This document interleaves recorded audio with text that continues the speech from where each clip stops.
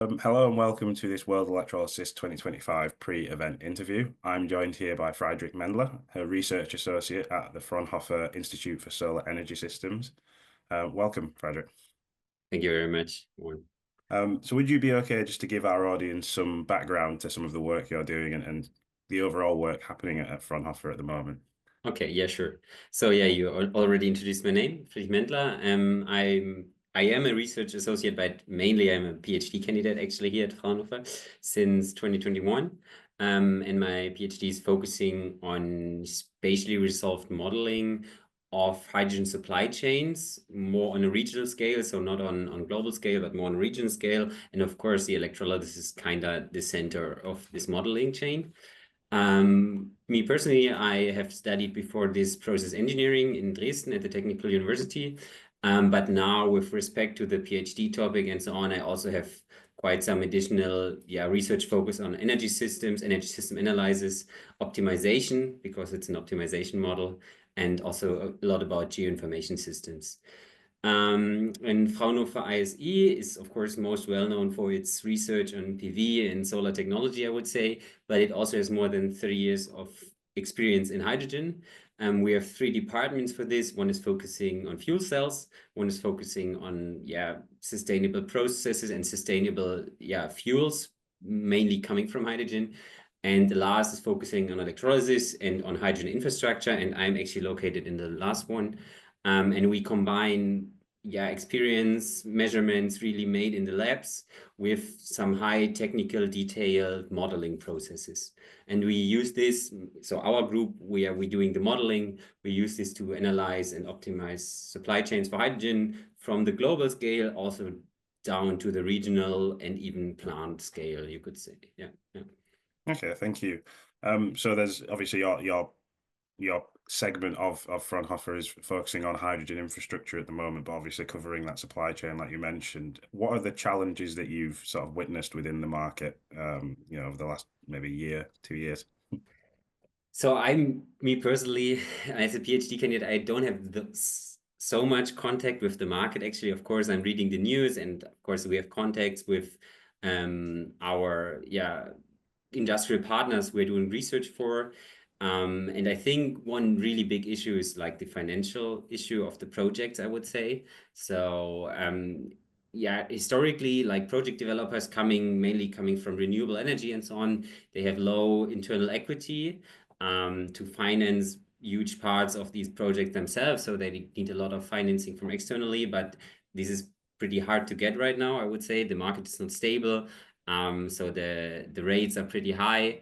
And this is a problem for electrolysis, but it's even bigger or even harder problem if you think about you want to produce some e-fuels out of it, because they're like historically, if you're going for the conventional plants, like these are made by chemical industries and they have really high internal equity, but the project developers don't. I heard this is quite a problem regarding the financing situation and why we see not many FIDs coming through. We see a lot of projects announcements, but we don't see any FIDs. And the market, of course, has a problem, and this is coming down to the financing, that it's just not clear who will be the off-takers. No off-takers is committing right now to say, okay, we are buying tons of hydrogen in 2 years when you can deliver it to me. So yeah, I also heard that we really need funding on the off-taker side, actually. So from the governments saying, okay, we will finance some differences, that the hydrogen will have a fixed price once you get it, and this will actually stabilize the market and create a market situation where also the production side can grow. But of course, the funding is always depending on political situations, and they are always changing. So I would say this is especially also in Europe a case right now. And I mean, also regarding the market, I would say, I mean, we had 3 years ago had a big hype about hydrogen, where a lot of companies were going into hydrogen, but then this hype was not like sustainable. Now we have more like a consolidation phase. So we need to see who will survive and who will actually really start building these plants in the next years. I mean, we do see some right now in Germany, multi-megawatt plants of electrolysis going. And this is a good sign. So of course it's way behind any projections made 3 years ago, way behind, I think, everywhere in the world. But at least there is something, and this, what is happening right now, I would say is a more sustainable, more stable development. Yeah, and then of course, last thing regarding the challenges, there are of course still technological challenges.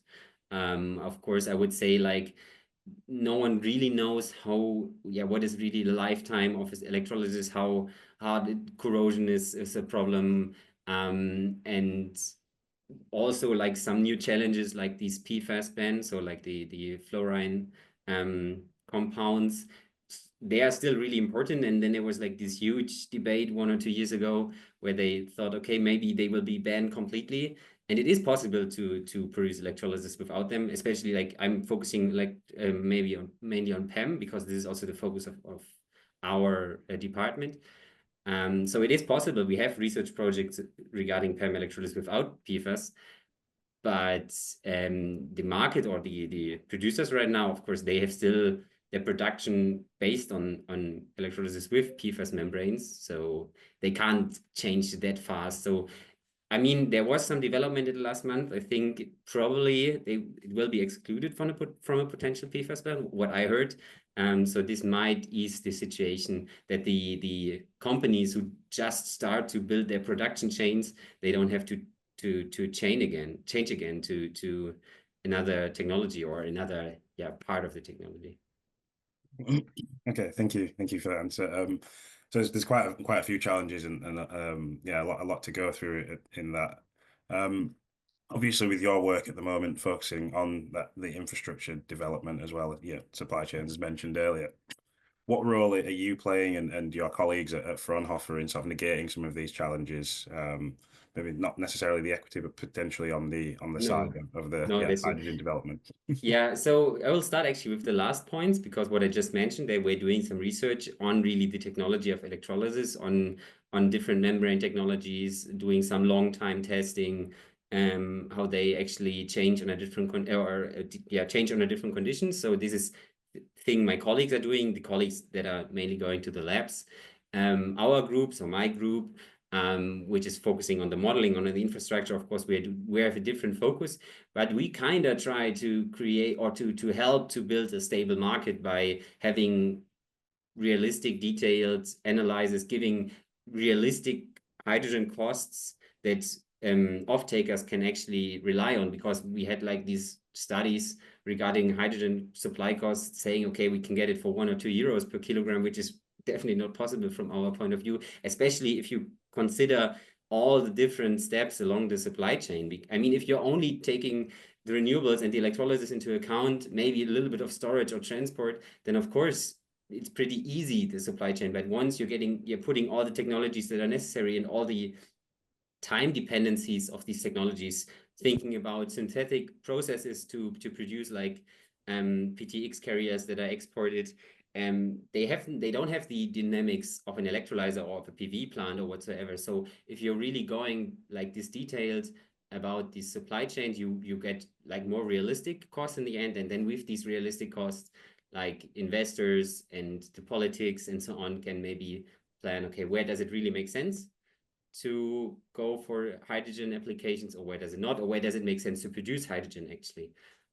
So yeah, this is mainly the focus. And last thing, my focus is, as I said in the beginning, it's really this regional scale. You could like see it more as these hydrogen valleys. This is the focus of my PhD research, where we also try to create a bit of a stable local environment from the production side to the application side. And there it is maybe even easier to have some form of like commitment between the production side and the off-taker side, so that really these can start to invest and become like these first stepstones towards a more national or international hydrogen economy. And I'm like analyzing these valleys, see, okay, where they do have potentials for production, what kind of infrastructure is necessary to connect the different sites and so on. So this is mainly my focus. Yeah, thank you. So obviously, wanting to move on sort of the overall state of the industry, do you feel that these hydrogen valleys are potentially, where the future of hydrogen production lies, that localized production, or do you see the plans for, large Not scale? yeah, okay. So the short to midterm future, I would say, yeah, it is definitely a potential. Because I would say maybe it is easier for investors to go into these, yeah, more local markets. And also the politics, I would say, like especially the local politics like these concepts, because it's like a local supply chain, it's some form of local employment and so on. So I think it can be a part of it, but on long term, it definitely does not make sense that we have so many different independent locally producers. And I would say, I mean, you see it in Germany right now that one of the main focuses of the hydrogen politics is this backbone. I mean, I think this, I can proudly say this is one thing where we are more of a role model right now, German politics, really like giving or setting up strict plans to invest in this backbone. And this will actually, of course, then be the step after these valleys, connecting these with the backbones, especially the large industrial clusters with production sites. I mean, I can mainly talk about like Germany or Europe, where we have in the north a lot of wind energy. So on long term, having a hydrogen valley in a region that is not maybe in Northern Europe or where you have a lot of renewables cannot, produce hydrogen at cost that we will need for large demands. So I would see it like as a midterm stepstone, but long term we will need the backbone. But these valleys, I mean, if you think if they are 100% independent, but of course you can also see them more as a hub, like they can transform then into a hub. Then maybe they are connected to the backbone and they get most of their production then, or their hydrogen from the backbone, but they still have, like, they are still a local infrastructure cluster, have like a distribution network to then connect different hydrogen users in this region. So this is kind of what we want to try to plan, having first like a local production for the really first off-takers, but then change this valley towards more of a hub. Yeah, That's so almost build it up in a sense, start off almost pilot scheme with the valley, and then work your way up to yeah. becoming an important step along the infrastructure Yeah. on Yeah. that, the backbone. Okay. Well, brilliant. Well, thank you so much for your time, Friedrich. I really appreciate that. And for any of those watching who are interested in meeting Friedrich and learning a bit more about his work and some of his colleagues' work as well, feel free to join us from February 10th to 13th, 2025 next year in Cologne. And yes, thank you again, Friedrich. You're welcome. Thank you. Thank you for this opportunity.